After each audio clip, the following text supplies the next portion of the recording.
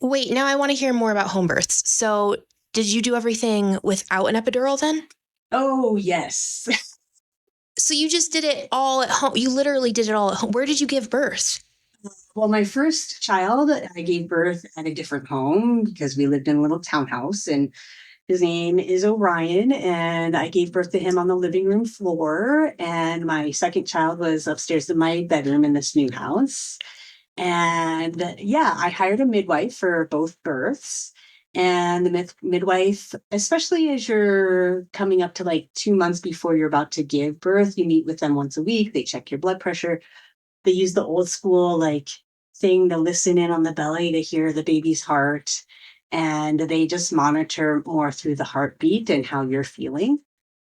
And with my son, who was my firstborn, um, I went into labor and it was a good 30-hour active labor. So that was intense. Right at about that 27-hour point, I kind of hit my limit with the pain and told the midwives and my husband that I was going to the hospital and getting an epidural. I'm done. I can't take it anymore.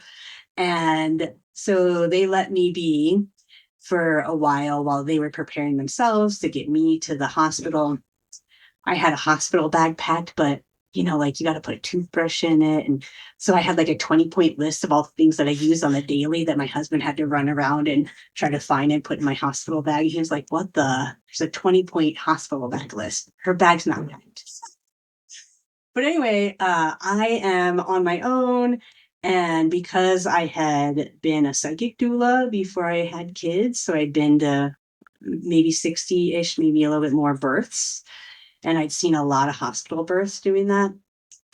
I was laboring by myself, and that gave me some Capricorn time to think and get super pragmatic. And I was like, okay, it's going to take like 15, 20 minutes to get to the hospital, about an hour to check in, another hour for the epidural. So that's like 3 hours of this pain.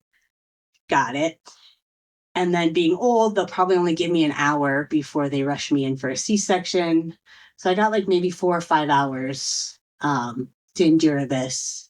And so I just decided that A, I didn't want a C-section, and B, yeah, I could probably deal with this for 5 hours to try to get this kid out.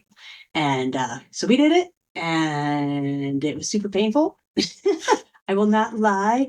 Those videos on orgasmic births are a whole bunch of BS, at least in my opinion. Maybe I have some stuck energy that doesn't have me have an orgasmic birth. I mean, there were actually a few moments I was like, oh, that could almost feel good in a hedonic pain kind of way. But yeah, home births are awesome. I will say the best part is the baby comes, there's no rush. The placenta and the cord can stay connected for hours. That baby gets all that blood from the placenta, the cord blood. With my second child, instead of cutting the cord, we did a cord burning ceremony and played some music. It was super sweet. And then you just get all wrapped up and you just go to bed and you have that baby there and your husband there. And there's not lights or beeping sounds or nurses coming in and waking you up every hour to check your blood pressure, check the baby. Midwives literally go away.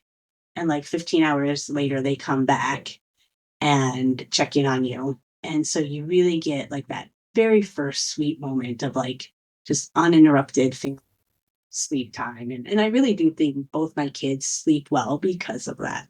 They got that first initiation of, oh, this is how you sleep, right? With mom and dad in the dark, nice and quiet. And you can just pick the baby up, nurse, in bed, all that. So very, very sweet. I highly recommend a home birth.